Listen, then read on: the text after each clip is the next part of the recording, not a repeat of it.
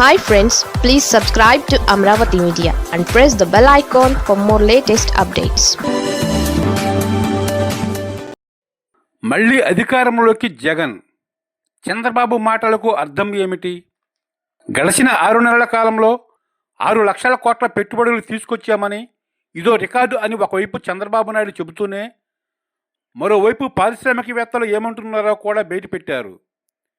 ఏపీలో పెట్టుబడులు పెట్టాలని పారిశ్రామికవేత్తలతో తాము చర్చిస్తుంటే, మళ్ళీ జగన్ అధికారంలోకి వస్తే ఎలా అని వాళ్ళు అడుగుతున్నారంటూ చంద్రబాబు పేర్కొంటున్నారు.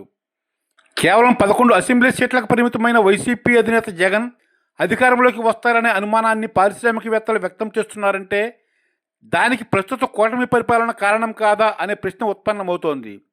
నిజానికి వైసీపీ ఘోర పరాజయం తర్వాత ఇక ఆ పార్టీకి భవిష్యత్తు ఉండదనే చర్చ సర్వత్రా జరిగింది. అయితే కూటమి పరిపాలన చూస్తున్న ప్రతి ఒక్కరూ ఇలాగైతే మళ్ళీ జగన్ వస్తాడేమో అనే చర్చ పెద్ద ఎత్తున సాగుతోంది. ముఖ్యంగా చంద్రబాబు ప్రభుత్వం కేవలం రాజధాని అమరావతిపై దృష్టి సారించడం, భారీ మొత్తంలో అప్పులు తీసుకొస్తూ అక్కడే ఖర్చు చేస్తోంది. దీంతో మిగిలిన ప్రాంతాల ప్రజలు తమను పస్తులు పెడుతున్నారనే ఆవేదనలో ఉన్నారు. మరీ ముఖ్యంగా అమరావతి నిర్మాణానికైతే నిధులుంటాయి, సంక్షేమ పథకాలకైతే ఉండవా అని సామాన్య ప్రజానీకంలో ఇప్పటికే చిన్న అసంతృప్తి మొదలైంది. మళ్ళీ జగన్ వస్తే అనే ప్రశ్న పారిశ్రామికవేత్తల నుంచి తనకు ఎదురైందంటే చంద్రబాబు సీరియస్గా ఆలోచించాల్సి ఉంది. ఇక జగన్ అధికారంలోకి రానే రాడని తాను చెప్పినట్లుగా చంద్రబాబు పేర్కొన్నారు. అధికారంలో ఎవరు ఉండాలనేది ప్రజల చేతుల్లో ఉంటుంది.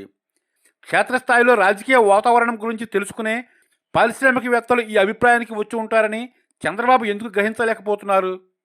ప్రస్తుతం క్షేత్రస్థాయిలో కూటమి ఎమ్మెల్యేలు, మంత్రుల పనితీరు అధ్వాన్నంగా ఉందనే అభిప్రాయాన్ని కొట్టిపారేయలేం. తన పార్టీ ఎమ్మెల్యేలను పిలిచి కౌన్సిలింగ్ ఇస్తున్నట్లు స్వయంగా చంద్రబాబే చెబుతున్నారు. దీని అర్థం దోపిడీకి పాల్పడుతున్నారనే కదా.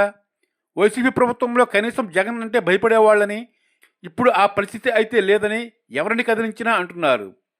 అయితే చక్కదిద్దుకోవడానికి చంద్రబాబు నాయుడుకు చాలా సమయం ఉంది. లేదంటే ప్రజలు ఏం చేయాలో మనం చెప్పాల్సిన అవసరం లేదు.